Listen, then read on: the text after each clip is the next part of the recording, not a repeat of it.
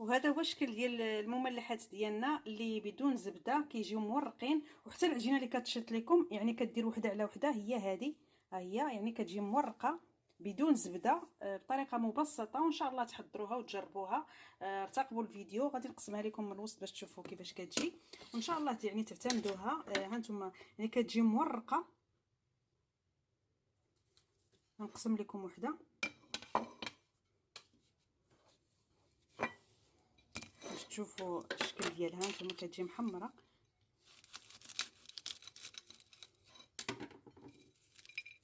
هانتوما